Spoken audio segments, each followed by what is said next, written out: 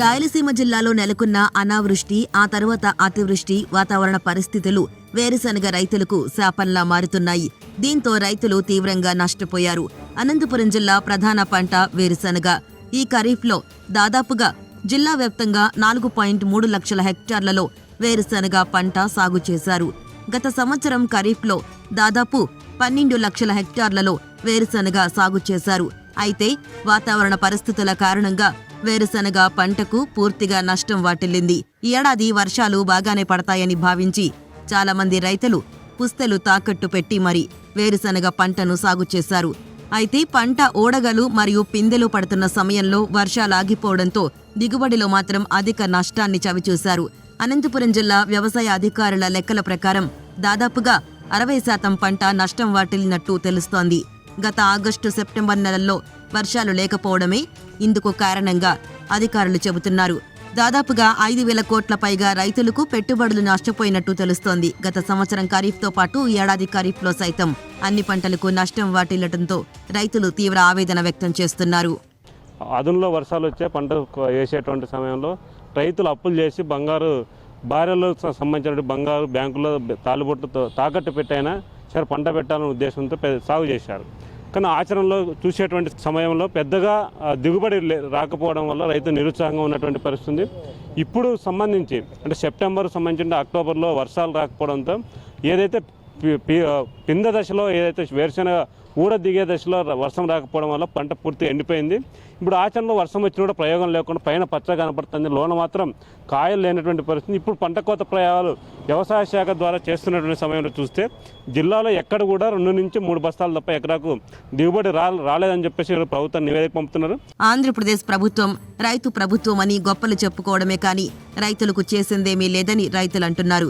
గత కొన్ని సంవత్సరాలుగా వర్షాలు పడకపోవడంతో రైతులు అప్పుల ఊబిలో కూరుకుపోయిన పరిస్థితి నెలకొంది.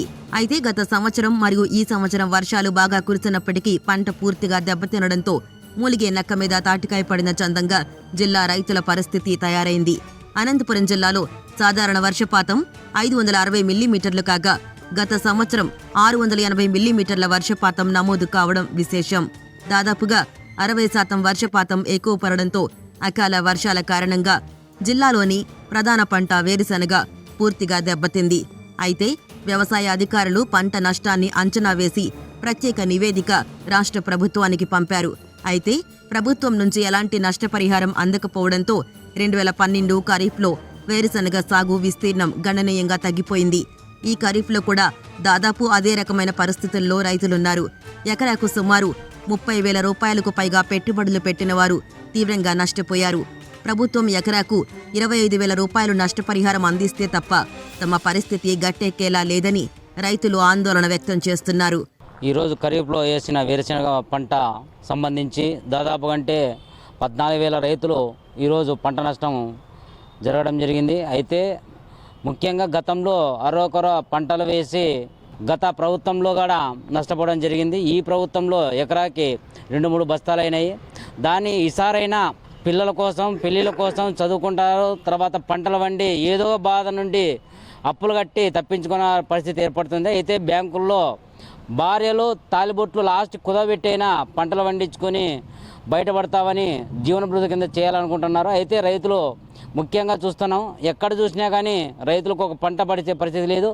సరైన విత్తనం వేసిన తర్వాత ఒక 10 రోజులు వచ్చి ఊడ దిగే సమయంలో వర్షం దాదాపుగా 80-50 రోజుల దాకా రాలేదు. తర్వాత ఎక్కడ చూసినా వేరుశనగ పంట పచ్చగా కంది, పైన మాత్రం కిందన కాయలు ఒక్క కాయ కాదు 2-3 కాయలు కానీ లేవు. వెంటనే సింగనమల మండలానికి నష్టపరిహారం మంజూరు చేయాలనేది తెలియజేస్తున్నాం.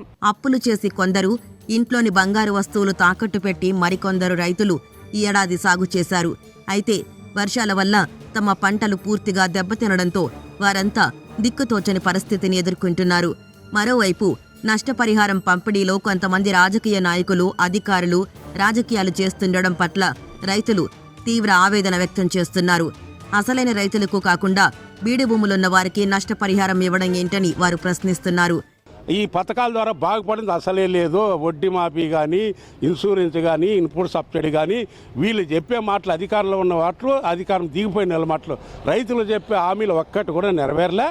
ఇది నుంచి రైతులు కుదేలవుతున్నాడు కానీ ప్రభుత్వం వాళ్ళకేం అధికారం వచ్చింది నమ్మి ఓట్లు ఎత్తే అమాయకులుగా నిలిచిపోతున్నారు, వాళ్ళేమో వెళ్తున్నారు.